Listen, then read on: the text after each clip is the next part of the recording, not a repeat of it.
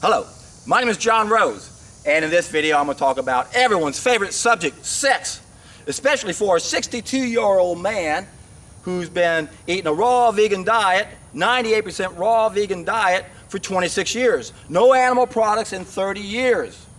What are my testosterone levels? Well, based on comments, they must be pretty good because I'm being accused of taking some sort of therapy. What are my levels? I have no idea.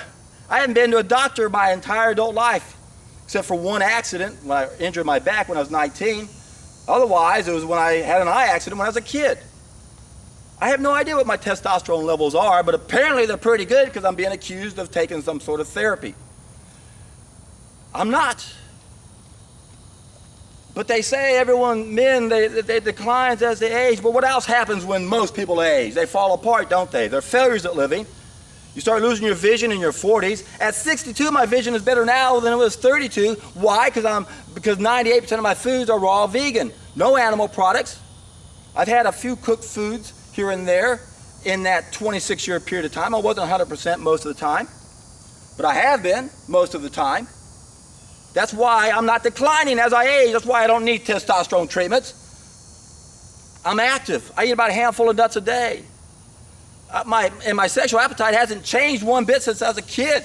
Hasn't changed. Why? Because it's part of my desires. Just like I need to eat, I got to have sex, right? And my desire hasn't changed. I still have the same appetite. It hasn't diminished one bit. Someone said, oh, you can't compare yourself to an 18-year-old kid. Bullshit. You don't know how to live, buddy. You don't know what you're missing, man. The reason why men have so many problems is your blood is like ketchup instead of wine, or it's like mud or cheese. No wonder you can't get an erection. And do you know just by having an erection alone increases your testosterone? Maybe that's what's doing it, because I have at least 5 erections a day minimum. I can't help it. I'm a man. And I'm not falling apart like you fools eating the wrong food. Stop eating the wrong food, man. You don't know what you're missing. I'm not taking injections. My appetite hasn't changed. It doesn't fall apart. But you have to understand that food and sex are our 2 strongest desires. And if we abuse them, they'll take us to the grave the fastest. So you got to know a little bit about what you're doing in this area.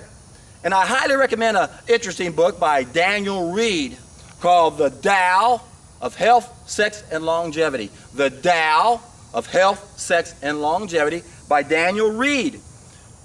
Tao, pronounced D-O-W, spelled T-A-O, meaning the way, for those who aren't familiar with that word. It's the way of health, sex, and longevity. And that's what they said, that the ancient Chinese believed that those 2 strong desires of ours, if we abuse them, they'll take us to the grave. So they had instructions for men to understand how to avoid the problems and pitfalls by having too much sex. I found it interesting that this emperor several thousand years ago hired these 3 women to write these manuals saying, you guys are the experts, come on, tell us what to do. Tell us what stage you're in. When you stick your leg up over here, we know you're in 2nd stage, and we'll change our thrusting styles. Highly recommend that book. I bought it because about a third of it had to do with breathing exercises, and that's why I got it. And I was so thrilled to see what else this book had to say about it. A lot of different things. It talked about squatting. A lot of books don't mention that. It talked about raw food and fasting, and how the ancient Taoists understood how important the way was. They understood how important raw food was. And of course, that's now been changed with traditional Chinese medicine, where they're just trying to balance a system that's broke. And I'm going to get a lot of attacks by people who defend that system. But you have to realize that we're not supposed to cook our food, and yeah, there are things we can do to support the body because it's damaged, but that's not the ultimate solution. We can use traditional Chinese medicine like a lot of things we can do in conjunction with fasting and eating a raw food diet. But it's not the solution. That's why I like that book by Daniel Reed. And it's very interesting. From the breathing standpoint, is very interesting from the raw food fasting standpoint. They even point out how grains were considered the first processed foods and had to take care of an increasing population, which actually didn't make much sense. I guess that maybe they couldn't grow fruit trees. I'm not sure why they didn't go that direction. But anyway, the main reason probably because we'd already been on the wrong path and had 2 mistakes under our belt. because eating grains was our third mistake. Eating grains was our third mistake. And the first mistake was cooking our food. The second was eating animals.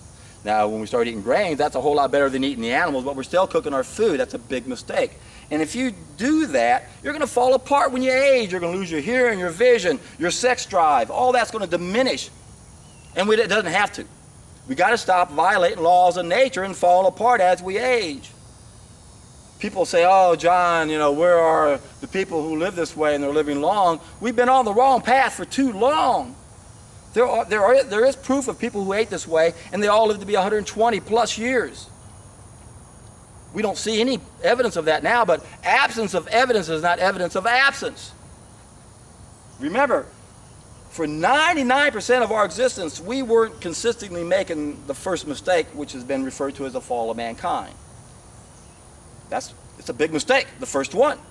And so for 60,000 years, we've been making that mistake consistently. So how far do we have to go back to find the people who are living the right way? Is that evidence available? Of course it is. We know what we ate before we had fire. What do? You can't cook your food. You're not supposed to cook your food. That's the lesson that's supposed to be taught to everybody. It's the most important thing we have to understand. If you don't eat dead food, you won't fall apart. You won't have to worry about taking testosterone. You'll have a healthy, normal sex drive. Even though we live in a sick society, now this is part of our problem. We don't live in a healthy society where normal sexual behavior is even allowed. The fact that we're wearing clothes illustrates just how sick we are as a species. In fact, you can tell how sick any species is anywhere in the universe by looking at whether or not they're wearing clothes. Those people are hiding something. What is it they're hiding? They're hiding that serpent, you see. It isn't our genitalia we're hiding. It's the demon that we create when we eat the wrong foods that have the wrong bowel transit time. And now we've got what Victor Hugo called a serpent. It's in our intestines. We don't have a fast-moving sewage system anymore. We have a slow, stagnant cesspool. Why do you think you guys have blood that's like ketchup instead of red wine? Because you got a serpent inside you, my friends. You got a bulging belly. What do you expect? Get rid of that serpent. Bump up your biophotons. Go down below and look at the seminar I gave on how to do the first of my three-step process. And when you do this, my friends, guarantee you, you're in for a treat.